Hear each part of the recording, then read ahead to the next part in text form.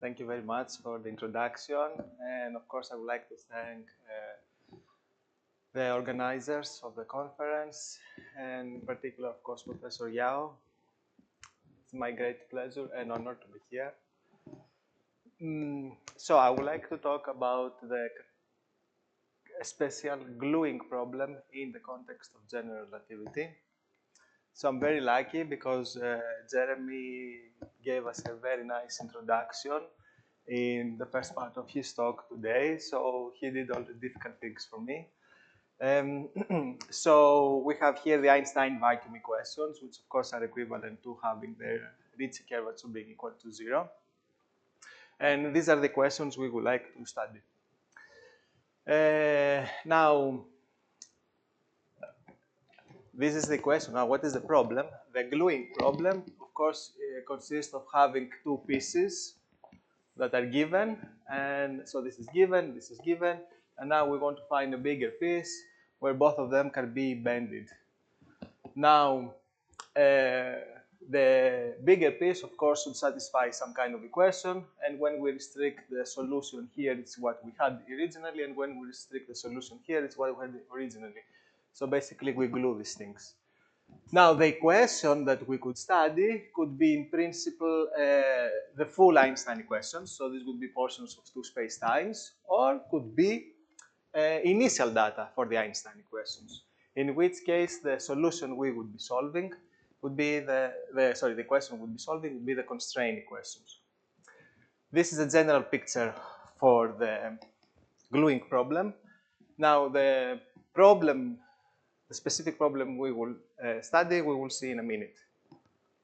For sure, we will consider the Ricci equation, the Einstein vacuum equation. Now, I will not talk about the Riemannian problem so much, since the title of the talk is the characteristic one. But let me first mention a little bit about the initial data in the Riemannian case and the Riemannian constraint equations. So this initial data consist of three-dimensional space-like hypersurface and the metric, a Riemannian positive metric on the hypersurface, and of course the second fundamental form. That's the initial data for these equations. As Jeremy said in the morning, given this initial data, you can solve these equations at least locally uniquely.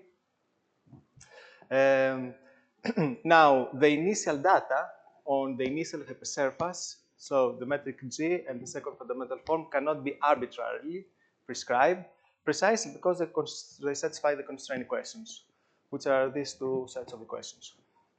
And this is purely on the Riemannian manifold. Okay, so one could prescribe two such initial data and try to glue them by solving the constraint equations. So that would be the Riemannian gluing problem. And for this problem, we have a very famous result by Corvin and Corvin, which says that any asymptotically flat solution can be glued far enough to a particular member of the Kerr family. So you start with a solution to the constraint equations, you keep a disk, and outside that disk, not immediately outside, but after some region, you can extend it by solving the constraint equations and ending up with one of the Kerr initial data.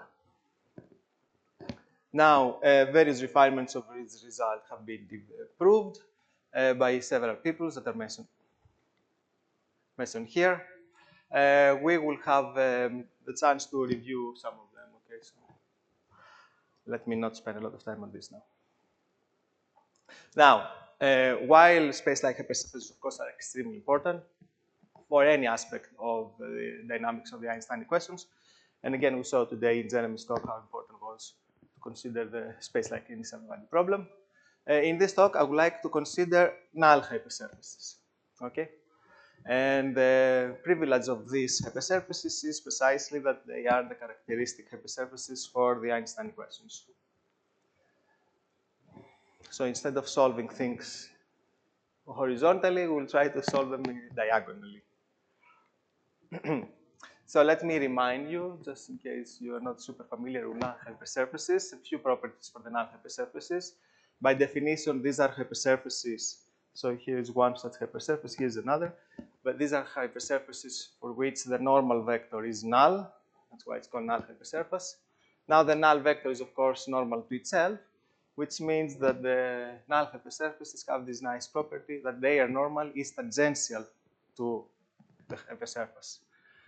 And so since the normal vector is tangential to the hypersurface, you can follow these vectors, the integral curves of the normal field. And these integral curves of the normal null vector field produces null curves, of course, which are actually null geodesics. So these geodesics is what we call the null generators of the null hypersurfaces. Given a two-dimensional sphere, we always assume that we're in 4 space-time dimensions. Given a two-dimensional Riemannian sphere, we have precisely 2 null hypersurfaces emanating from that sphere. And if we follow the flow of the null generators, we can then consider various sections of the null hypersurfaces. And each of these sections will, of course, be a Riemannian sphere. Okay, this is the general picture of the geometry.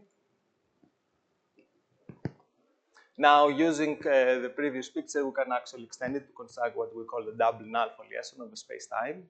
This is a local or global construction, depending on the situation. We can start with the initial sphere. We can construct the initial ingoing null hypersurface and the outgoing null hypersurface.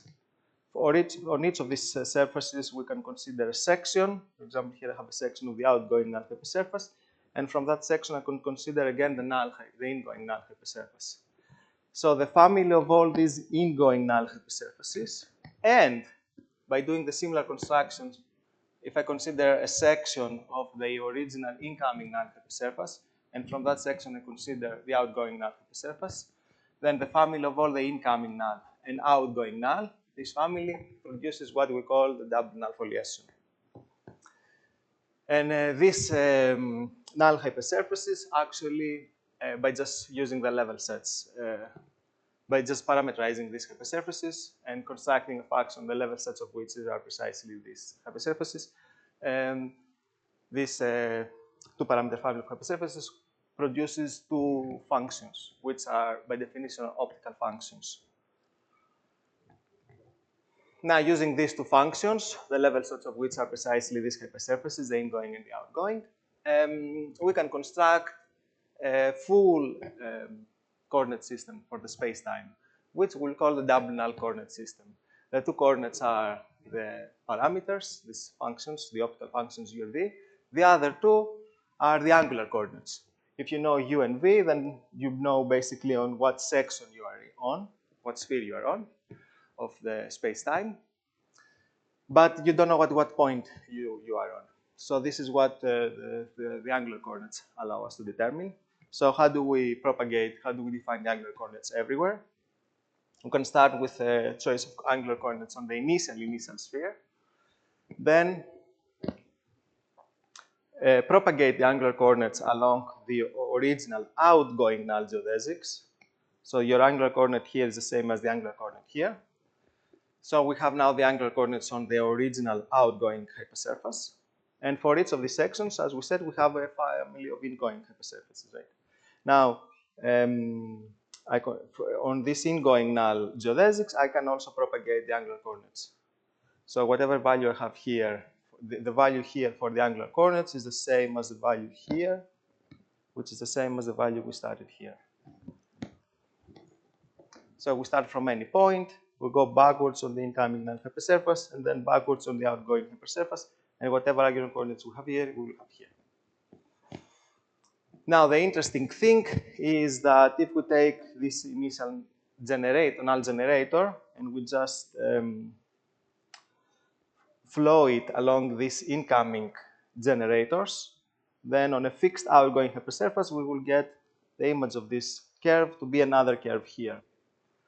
And what is important is that in most cases, that curve does not coincide on this outgoing null hypersurface, does not coincide with a null generator of that hypersurface. So these are all the points for which the angular coordinates are fixed here. This is what defines this curve. They have the same angular coordinate, because all these points have the same angular coordinates here, with all the points here, the same point here. So even though we are on a curve with the same angular coordinates, that curve does not correspond to null generator of an interior null surface. This is only the case for the outside, the original outgoing null surface by construction. But as long as we get inside, that's not anymore the case.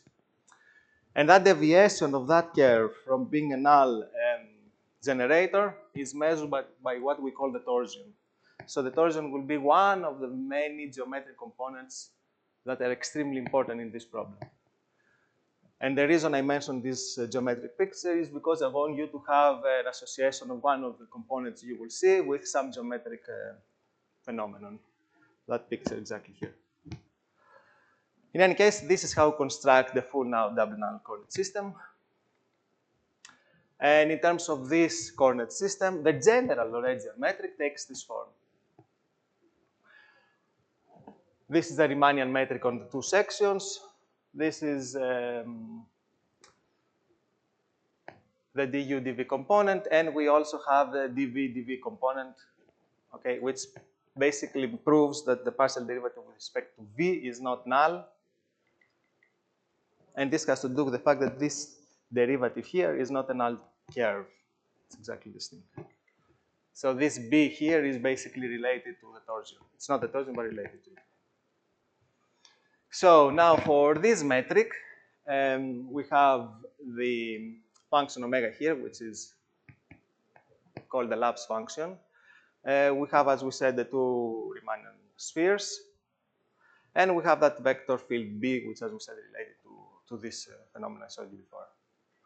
Now, many things we can say, of course. It's a four-dimensional Lorentzian metric after all. The two Riemannian spheres can be decomposed into the conformal factor and the conformal part. The conformal metric here can be defined, for example, so that this metric has the same volume form, area element, as the round sphere. So we can define here the round sphere and then propagate the round sphere along the geodesic. So we can have the round sphere on any section. And we can use that round sphere to define angular spherical harmonics and to also compare the induced metric with the round one. It's always very useful to have the round metric. And here, this is not the round metric, but it's the unique conformal metric that it has the same area element as the round one. And this is what all these things basically tell you. Okay, so any metric here can be decomposed into the conformal part and the conformal metric. Now, we need also a frame, relative to which we will define all the Christoffel symbols and the curvature components. Here is a frame. We don't have to go through the details, of course, but the important thing is that these things are null vectors, appropriately normalized. We also have, of course, the angular directions. So relative to that frame, the angular and the null vectors, we can define the second fundamental form. This is the torsion I talked to you about, another version of the torsion, and normalizations that have to do with the Laps. And here are the curvature components. This is the Riemann tensor, and we contract it with all possible combinations of the frame. And the second fundamental form, so we said, just very quickly, we said what is the role of this eta and zeta, and B, basically it's that torsion part. He is a second fundamental form, which in the case of null hypersurfaces, it simply tells us how the metric changes as we go from one section to another by the first variational formula, basically. So that's the he. And now we take the second fundamental form and decompose it into the traceless part and the trace part relative to the induced metric. Okay. Again, of course, I don't require anyone to memorize these things. It's just that these are the objects we work with. And for any tensor, we can define the lead derivative in the direction of the in the outgoing null direction and the lead derivative in the incoming null direction. So when there is a bar, it means we're going in the incoming direction. This is the outgoing direction. And that slash here means that we're restricting that derivative to the tangential components of the spheres. So even though we want to understand the full four-dimensional space-time geometry, the way we do that is by understanding everything relative to the foliation of spheres, of sections that your space-time is decomposed to. We have a two-parameter family of spheres, and we want to understand everything relative to those spheres and directions tangential to them. So by projecting any tensor, we are basically restricting to directions tangential to the sphere.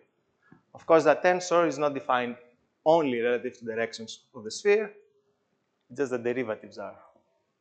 So for example, this could be a W, and as you can see, in its definition, you have a direction not tangential to the sphere. But when we evaluate the W, we only evaluate the directions tangential to the sphere. A and B are only the angular ones. That's what I mean. So we have that notation W.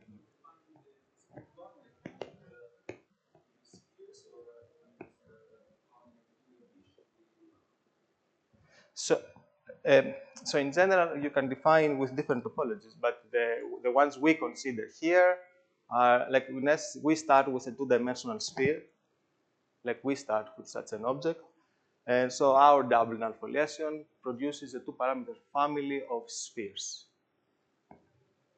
Okay, so topologically, these objects are spheres, these objects.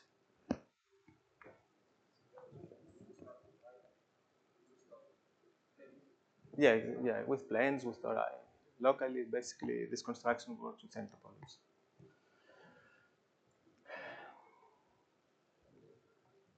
But the idea is to consider any metric tensor evaluated on that sphere.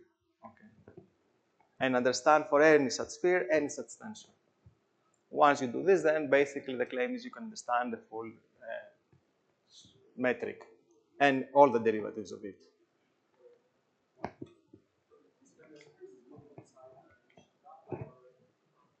Perfect. So exactly, I haven't talked yet about what is the initial data in that setting.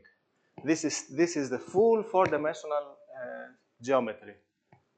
Okay, so this is the full space-time, this picture.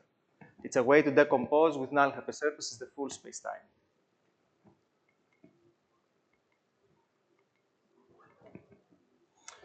Now, we are going to the characteristic gluing problem. And since you asked me about then maybe I should skip one slide and go here.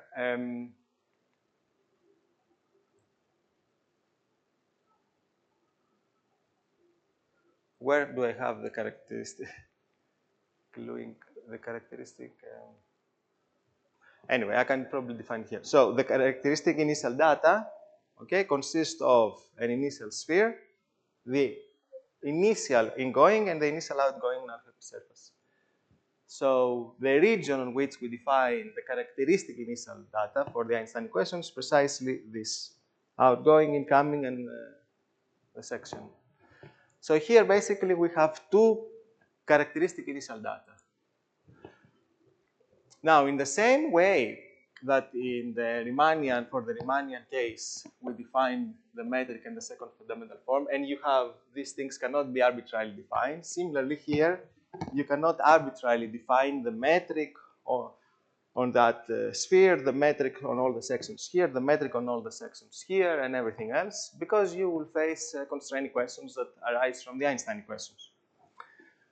But what do we do here? Okay, we say we will prescribe the tensors we have to prescribe, and we have to make sure that they have to satisfy the constraint equations. In the characteristic case, it's much better the situation, because we don't have to prescribe all the components and just hope or impose that they also satisfy the corresponding Einstein equations, the corresponding constraint equations, because there is some component of the geometry that's freely defined. There are no restrictions at all, and you can entirely freely prescribe that component, and once you prescribe that, then everything else, every other component of the geometry here and here will follow by simply solving elliptic or transport equations. But the important thing is that in contrast to this scenario, we have freely prescribable subdata here. And what is that component that you can define? You can define the conformal geometry. You cannot define the full metric.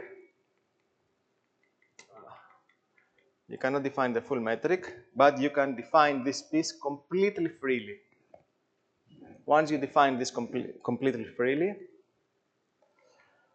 on both the outgoing and the incoming hypersurface, you need to know it full. You need to know full the geometry on the initial sphere, and then you can define by solving propagation equations from the Einstein equations. You can also determine uniquely the conformal factor phi, so you can determine uniquely the full metric. So from the conformal class, you can then determine the precise metric on each section, and from then by solving again more equations, you can determine second fundamental forms, torsions, curvature components, and everything here and here. So the characteristic initial value problem for the Einstein equation is more natural, let's say. Okay, you have freely prescribable initial data, the conformal class of your metric, of your spheres, and then constraint equations produce everything for you. So you have full data on these hypersurfaces. And once you have full data here and here, by the local existence of the characteristic initial value problem for the Einstein equations, you have a solution, you have a four-dimensional metric defined in the region between those two hypersurfaces that solves the Einstein equations. Okay, so this is the initial value problem, and this is its formulation and dynamics. So what is now the characteristic problem that we want to solve? The characteristic gluing problem that we want to solve. As I said, we consider two different initial data. Okay, so we have here all the information we want. And the question is whether we can find a null hypersurface, or basically extend this outgoing hypersurface by finding this red piece to connect the outgoing hypersurface here to the section here. And you're going to do that. You want to find this extension of this piece to the black sphere here, so that when you extend your data here, the extension that you get here matches with your data that you had from the beginning on that second piece of the characteristic data. So that's what we mean by gluing the data here to the data here. This red hypersurface will extend anything that has to do with the geometry here to this sphere. And you want that extension to match with the data you already had here before you extend it. It's like looking in the space-like case, more or less, thinking of it as a transport equation. You start with data here, you impose the constraint equations, you extend them, and whatever you get here, you want it to be identical to whatever you had originally. Okay, we do the same thing, but instead of extending in space-like direction, we extend in the null direction, because we start anyway with null data. Okay, so the good thing about as I said, the characteristic initial value problem is very natural. So instead of looking at these whole pieces, okay, it suffices basically to just look at the two spheres here, this black one and this one, S1 and S2. And all we want to do is, suppose we know everything about the geometry here, not just the geometry on S1, but also Christoffel symbols, curvature components, everything on S1. You know everything on S2. Then you want to find a null hypersurface connecting those two pieces of data. Okay, so instead of starting with full ingoing, outgoing data, you just start with information on spheres. And why do we do that? Because, as I said, if you have information on a sphere, then basically you can extend them by solving transport equations to determine somehow the data locally. So instead of doing that, we entirely skip that step.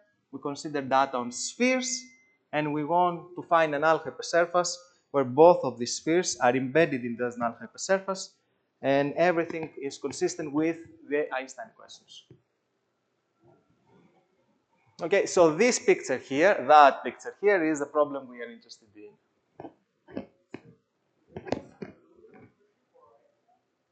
Sorry, Cosy horizon.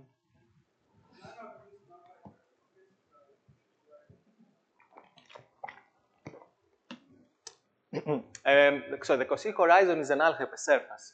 So in principle, you can solve the gluing problem on a hypersurface that could turn out to be a Cosy horizon, or it could turn out to be an event horizon, or any other null hypersurface, even null infinity itself. Okay, but this is a very general formulation. It's just a null hypersurface. You're given two spheres, full geometric information of those two spheres, and the problem is to embed both of them on a null in a null hypersurface that solves the Einstein equations. This, yeah.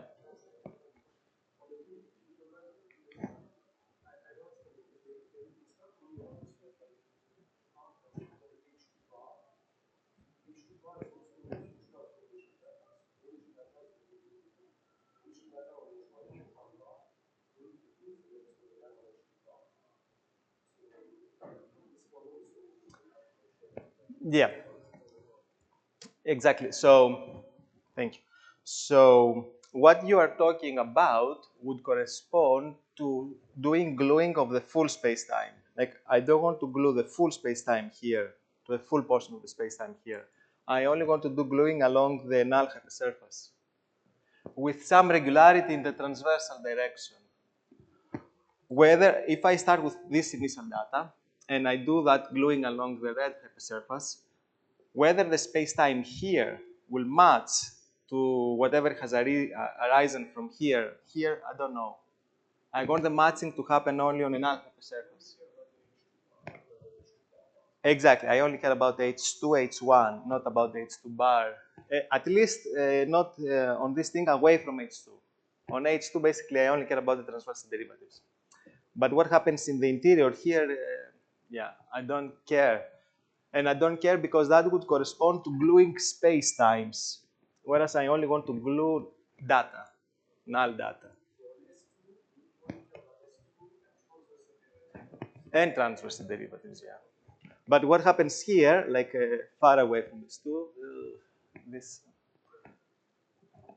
yeah, and especially here, like this hypersurface will be a little bit important, but what happens on that hypersurface, in the interior of it, there we cannot do gluing. So this is the picture. Okay, we start with data on two spheres and we want to glue them on an alpha surface.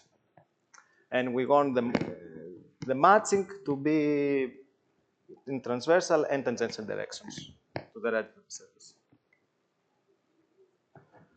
Okay, so that was the problem. Let me start with the most simple version of this problem, which is not the Einstein equations, but the simplest hyperbolic equation one can write down, which is this equation.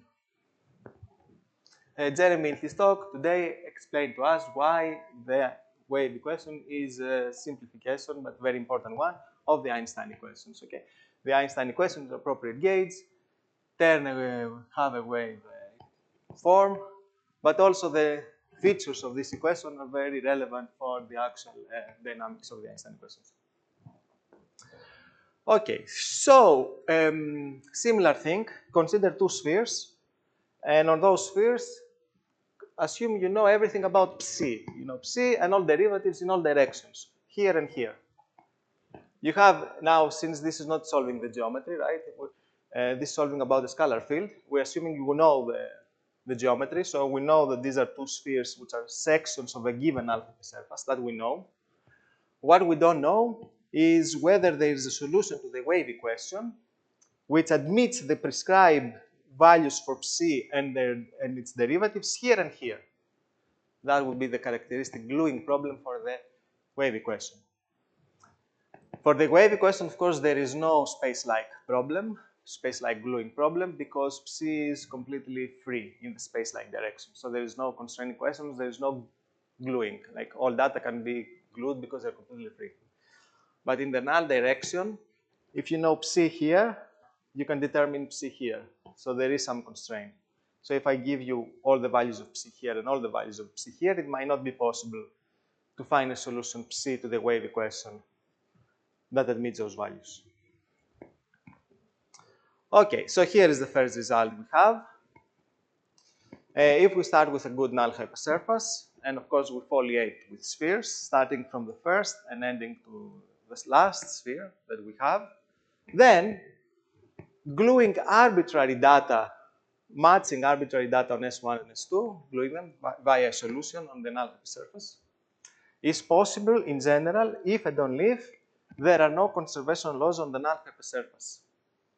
So the only obstruction to gluing characteristic data for the scalar field is, that's what this theorem says, is conservation laws on the null hypersurface. What does it mean to have conservation laws? It means that an expression of the scalar field on S1 is the same as an expression of the scalar field on S1.1, which is the same as an expression of the scalar field on S1.1, 1.5, 1.8, and then you get to 2. So if there is an expression that's conserved from S1 to S2, that means that that conserved quantity is an abstraction. Because if you start with initial data where the conserved quantity here is 1, but the conserved quantity for this data on S2 is 10, then there is no solution that admits this data. Because that value should be conserved. Right? You cannot go from 1 to 10. Okay, so conservation laws are the problem, the obstruction to gluing data in this problem. How do these conservation laws look like? So we also have a theorem about this that characterizes all conservation laws for the wave equation on any null hypersurface on any in any Lorentzian manifold. Very general result.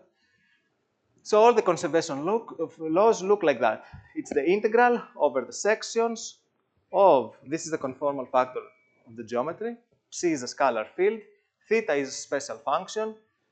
Here the volume form, the area form is relative to the round sphere to make things easier. And the conserved quantity is an object like that. Okay? Its derivative along the hypersurface is 0. That means that this is a conserved quantity. So du, this is tangential to the null hypersurface. This is transversal. This tangential, this transversal. So it's the integral of any section of a transversal derivative of the scalar field, renormalized with the conformal factor, times a function, integrate over the round metric. That is the only conserved charge you can have. So all these integrals are independent on V. And the only thing I haven't told you is what theta is. Theta is basically a function that depends on the geometry and is constant along the null generators. So it's a function of one sphere. These are, if you have a conservation law, then its conserved charge must be of this form. That's what the first part of the theorem tells you. The second part tells you under what condition you do have such a conservation law. In other words, for what functions theta this expression is conserved for all solutions psi to the wave equation. After all, here the only thing we don't know is theta, right? Psi is any solution to the wave equation. Any. This is geometry, geometry, geometry, geometry. So this is for what thetas you have this being conserved for all solutions to the wave equation. And that's what the second part tells us. The thetas for which this is conserved are the ones for which the kernel of an elliptic operator is of this form. It's 1 over theta now, 1 over phi, sorry, times theta, over all sections to the wave equation, to the null hypersurface. So on any section, you consider this elliptic operator, and you want to have a function theta such that this function is in the kernel. And of course, you want your theta, as I said before, to be conserved along the null generators. So you want it to be only a function of the sphere, not the function of the full null hypersurface. This elliptic operator is completely determined by the geometry of the null hypersurface. Okay? You see here the torsion, the lapse, the second fundamental forms, that's all. So you know the geometry of the null hypersurface, you know this elliptic operator, you know exactly its kernel in principle. If the kernel has this form, then yes, we have conservation law. If you have kernel but it's not of this form, then there is no conservation law, and you can do gluing of any data for the wave equation. Now, one could say, okay, it's a nice term, but who cares about this characteristic gluing, especially for the wave equation?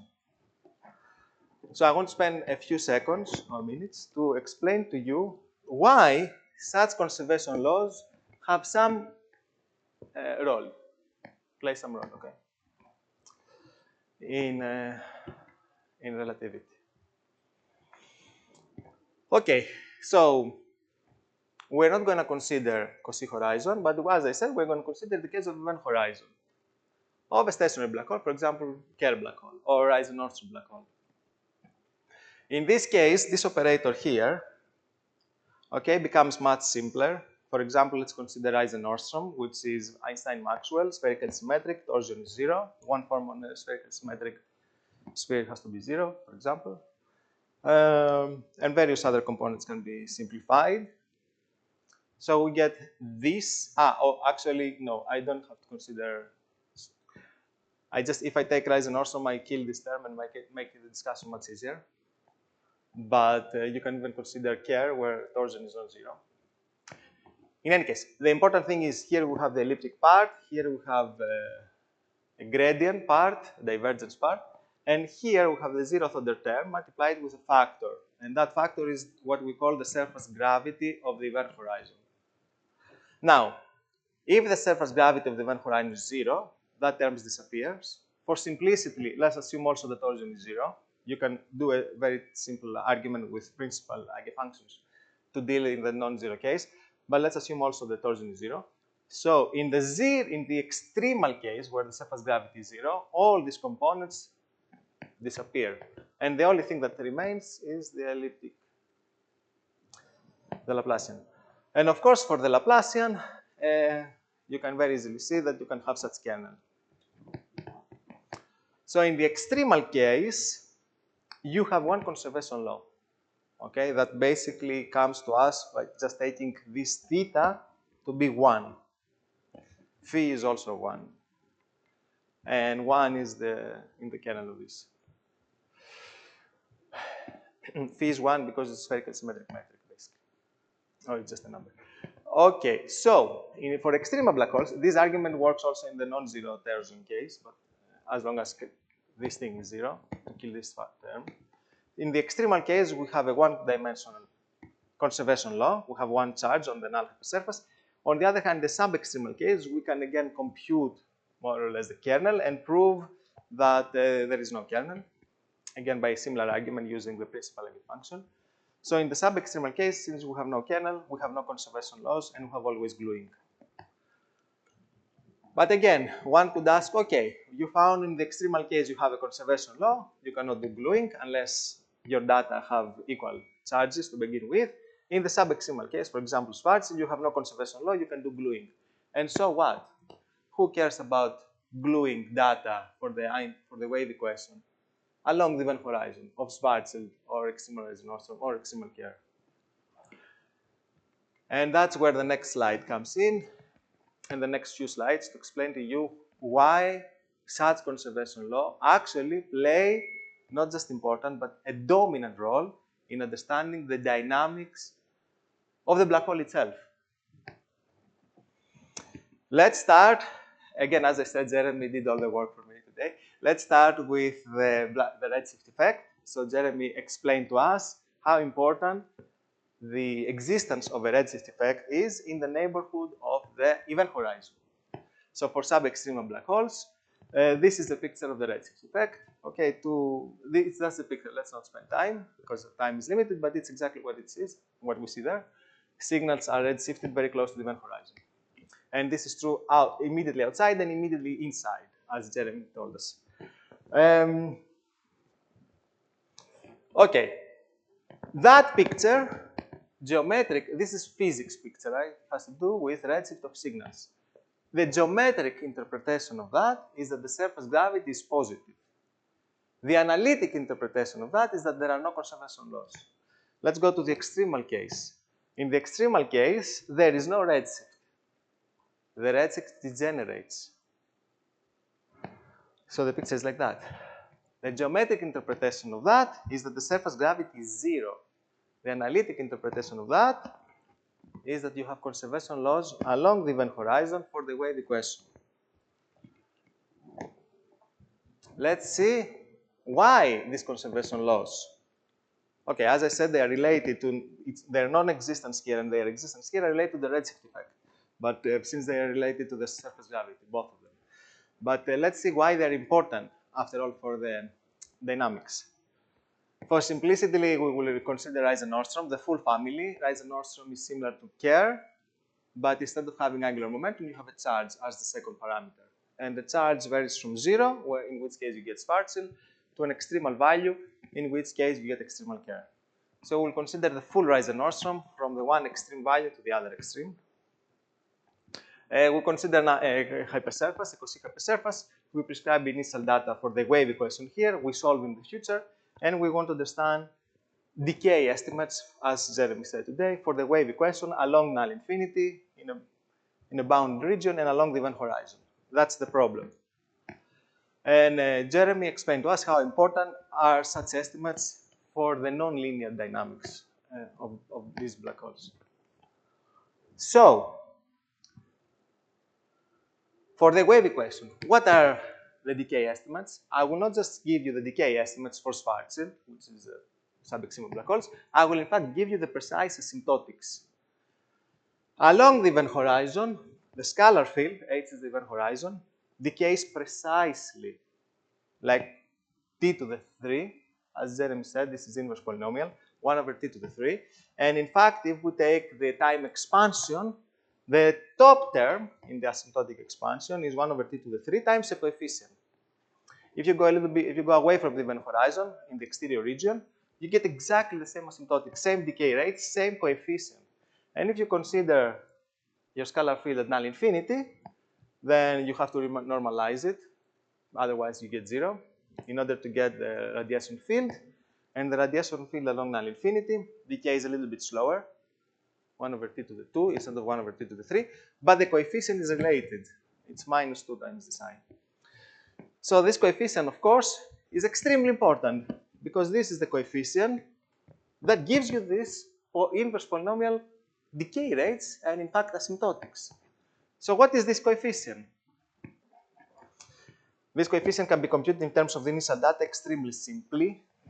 It's just the integral of the gradient of psi on the initial surface times something on the bifurcate sphere or times something on the event horizon. But what is the origin of this coefficient? The origin of this coefficient is something very interesting. This is the initial data on such a hypersurface. This is the Stefanos diagram. This is the event horizon. This is null infinity. This is the past. We consider such a null hypersurface. We prescribe initial data.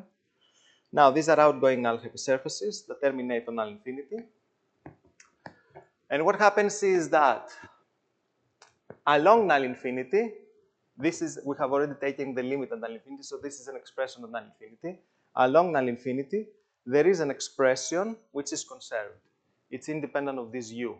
U is a parameter on null infinity. Psi0 means you take the integral over the sections of null infinity. So, integrals of section here is equal to an integral of a section here is integral over a section of a derivative of the scalar field here and so on. That conservation law along null infinity is known as the Newman-Penrose conservation law. The conserved value for the scalar field is in general 0 because you can start with initial data which are compactly supported. So if it's 0 here, by the domain of dependence, everything on this triangle will be 0. So any conservation law along null infinity will be 0 everywhere because on this small triangle will be 0. So the conserved charge for psi is useless because it's 0. But instead of considering the conserved charge of psi, if you consider the conserved charge after removing a time derivative, then that thing is not 0 anymore. If this is compactly supported, the time integral of psi is not compactly supported. And in fact, we will have a non-zero conservation law on null infinity. That conserved charge is precisely that constant that appears here. So the constant that defines the dynamics of psi everywhere in the Schwarzschild case is a conservation law of this form. Okay, it's a conservation law, of this form at null infinity. But not for psi itself because of the compact support issue, but for the time integral of psi. So a conservation law on an ideal null hypersurface, okay, on null infinity, is what basically gives you the dynamics for sub-extrema black holes. Let's consider extrema black holes very quickly. Okay, along the event horizon, decay rate 1 over t. We have lost 2 powers. From -3, we're now to -1. And new coefficient, instead of I, we have h. Here, instead of 3, we have 2, a little bit better decay, but still worse than the sub-extremal case. And here, we have the sub-extremal part for the radiation field plus a new contribution. So the dynamics in the extremal case very different from the dynamics in the sub-extremal case. Different decay rates, different coefficients. Let's focus to the most extreme case, which is along the event horizon, where the decay rate is the slowest. And the coefficient is very, very different from the previous one. What is h that gives us this asymptotics?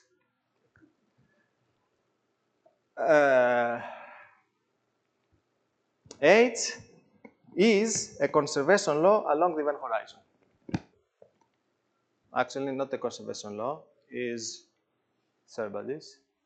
It's this conservation law. On the extreme of black hole, we have one conservation law, and that conservation law defines one conserved charge. The value of that charge, we'll call it h. That h is what gives you, that h, exactly, that conservation law, is what gives you the asymptotics of the scalar field on the event horizon, away from the event horizon, and even contributes at null infinity. So that mysterious conservation law that seemingly should have no application whatsoever, its existence, in fact, is what gives you everything about the scalar, at least perturbations of the black hole itself. So it turns out to be one of the most important things, at least from the point of view of linear perturbation theory.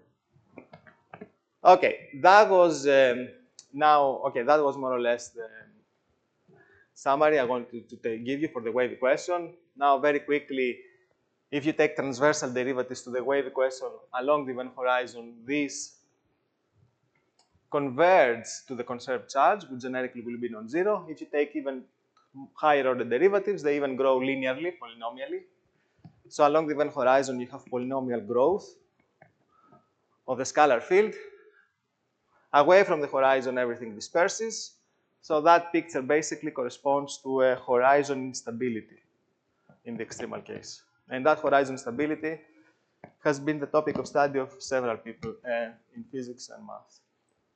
And one student of mine, who is now a postdoc at EPFL, has extended all these results in the linearized gravity system, where Jeremy talked to us a lot about the system. Everything I told you has been generalized for that system at extremal resonance. And he built on work of Elena Georgi. Okay, so that was a big deviation, but we need to now go back to the Einstein equations, and I want to present the results in the next 8 minutes. So this is the initial data on 2 spheres. Basically, everything that has to do with geometric, you know it here and here, everything. And your hope is to find a null hypersurface and a geometry on a null hypersurface so that everything solves the Einstein equations. And the Einstein equations are decomposed into many equations. I have written some here. 5 minutes. And so we need to make sure that we can have a null hypersurface with data here, prescribed data at the original and the final sphere, and your final geometry solves all these equations. Okay, that's what we need to do.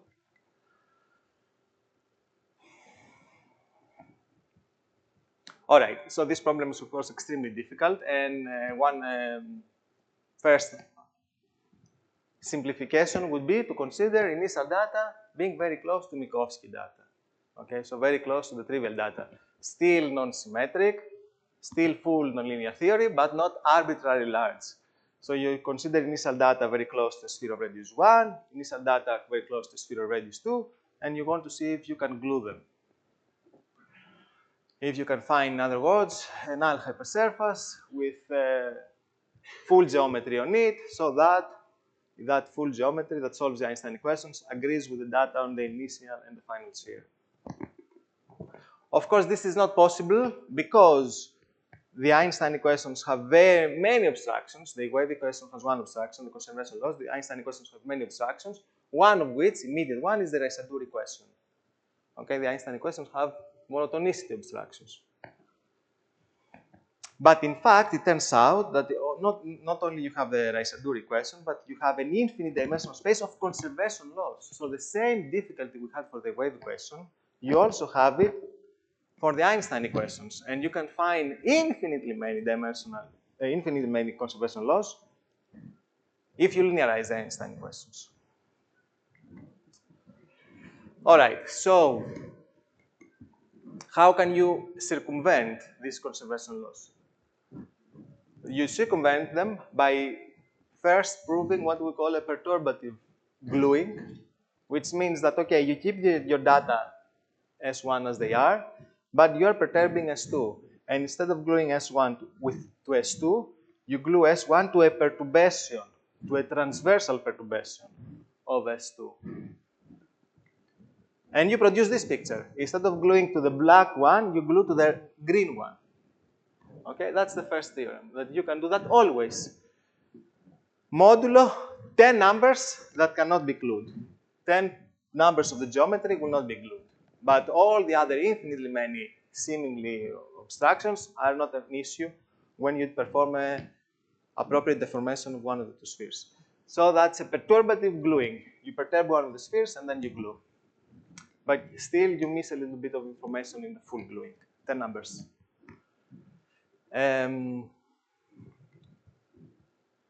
Now, if you want to keep your spheres, you can. You don't have to perturb either of them, but you have to pay a price. The price you pay is that you don't glue along one null hypersurface. You have to glue along two null hypersurfaces. So I cannot go from here to here with a null direction only. I go to a null and then break and go back to null. So this is bifurcate null gluing. I'm only gluing in null directions, but along one auxiliary sphere in the middle, I have to go from ingoing to outgoing. If you allow yourself that freedom, it's null, but it's bifurcate null, then no need to perturb any of the two spheres. Okay, that's the second result. Now, everything I told you glues the full information from one sphere to the other, apart from 10 numbers. And these 10 numbers are these numbers here. 3 plus 3 plus 3 plus 1. These are the 10 charges. These charges are related in the asymptotically flat case to ADM, linear momentum, angular momentum, center of mass. So, we can more or less immediately reconstruct, using only characteristic gluing, the result of Corvino-Son. Because we can start with any space-time we want, any space-like data. We said in general we can do a gluing up to 10 numbers, but these 10 numbers are related to angular momentum and things like that. So if you choose the Kerr family appropriately, suitably, you can have those 10 numbers also to match to the 10 numbers of sigma. So you can do characteristic gluing and match any space-like initial data set to one carefully chosen Kerr. And that gluing is full gluing. You don't miss any portion of the geometry. It's full gluing. And once you have that characteristic gluing, you can solve locally here the Einstein equations, and you can extend it to a full space-like gluing. So that's a nice property about null gluings, is that once you do a null gluing, you can upgrade it to space-like gluing. But once you have space-like gluing, you cannot upgrade it to null. And in the last 1 minute that I probably have, yes, is that we can also very quickly upgrade our result from space-like care to localized gluings, recovering the result of Carlotto. So very quickly, what does the result tell you? It tells you that start with any space-like initial data set. This is the green region, the yellow, sorry. Yellow is any data, and blue is Minkowski. And what you want is you want to glue any space-like initial data set to Minkowski, okay? And in fact, the gluing happens along cones. So you keep an infinite portion of your initial data. Basically, you keep a whole cone of it. You have a transition cone where you have the gluing region. And outside this, you have another huge part of Minkowski data. So you start with any data you want, you truncate them along a cone, and then you can glue them to Minkowski. That was the result of Carlotto and so on. And this is something you can basically immediately reproduce using the characteristic result that I told you, the characteristic gluing. This is the picture. Now, if you have, maybe if I had 1 more minute, I could explain how I would do this. This is the yellow region, the original one. Again, this is a Minkowski. Now, what happens in this region here? In this region, what happens is that we can specify the data here. This is given, right? This is given because of Minkowski. This is given, this is original. This purple is not given, so we can specify it to be whatever we want. And what we can show is that we can put data here and here, so that on this sphere, the 10 charges that we could not glue from the previous theorem, which were very general, can now be glued, because we can use this region here to modify the 10 charges. And so we can have gluing from here to here by Foucault gluing. And now we can keep going. This picture here, that thing that my hand covers, is precisely this whole thing. And now this is Minkowski, so I can keep gluing trivially to Minkowski. Trivial, this is just trivial extension. This is trivial extension of the original data. And now I can simply perform a gluing from this to this. Again, basically by trivially extending. Okay, and you can keep doing that trivial extension forever. And you can guarantee that this is always Minkowski, this is always original, and this is the initial data that the gluing problem gives you. So you end up with such a picture. Since this is by domain of dependence, since this is always original, the solution here will be, as a space-time, the original solution. Again, this is always Minkowski, so the solution here will always be Minkowski as a space-time solution. So you have here space-like original hypersurface, space-like Minkowski hypersurface, and the outside of two cones, you have the gluing region. And that's exactly the Carlotto-Son construction. So all I want to say is the characteristic gluing problem is extremely natural. It does not solve elliptic equations in 3 dimensions, but only 2, and also transport equations. And these transport equations allow you to extend things naturally, to follow the direction you want, and extend them very naturally, and allows you to obtain such results very easily. In any case, this is the beginning of the gluing theory. One could ask more results about regularity, more results about decay, and more results about more complicated topologies. Other results about being away from Minkowski, so large data results. Many directions one could consider, and also one could also try to include cosmological constants, things like that. Thank you very much. Thank you. Okay, questions? If you consider the probability null infinity, there you also have infinite dimensional the BMS group. Does this play any role? Does it play an obstruction in the gluing? If you want to do gluing along null infinity, it plays, of course. So then you will have infinite number of constants. Kind of. Yes, yes, yes. Some of them can be. So some of them can be circumvented by basically choosing the gauge on null infinity differently so that you can change the value of the charges. Some of them are gauge invariant, so they have to be dealt differently, like choosing carefully your original or final data. Like we do in this case, we have to choose carefully so that we have these 10 values, because no matter how you choose your gauge, those 10 values will not be changed for you. So something similar happens with the BMS Well, the linearized level going to have W infinity, so you're yes, going to yes. have infinite number of numbers and things. BMS charges.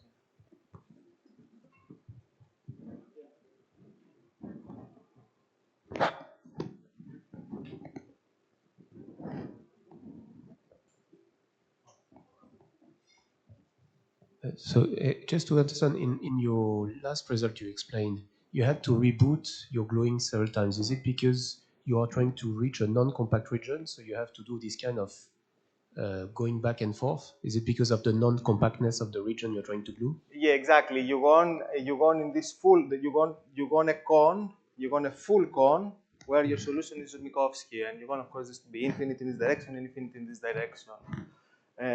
So first you truncate this into a big sphere, and you're going to have that picture, that gluing at least in the sphere. And now going away from that sphere is easy by just extension in the characteristic directions. But the big thing is to just achieve that sphere, to achieve that picture in one big sphere. And that is using this approach here. At least the first iteration is the most important one, because it takes you from full original data to original data here and Minkowski data here, full Minkowski. Once you have this Minkowski, now I can extend just Minkowski here, just extend it. And similarly, once I have the original thing, I can extend it to being original here. By following the null direction, I extend. So basically, I extend the conformal geometry of the original. I just use the conformal geometry of the original. And for this thing, it's what happens here, we don't know, because it has to do with the transition. But this component, this is the most important one, going from original to original in one portion of the sphere, and Minkowski in almost the complement one. Okay, thank you, Stefanos. Unfortunately, we are very limited by time. So let's end. Thank you. Thank you.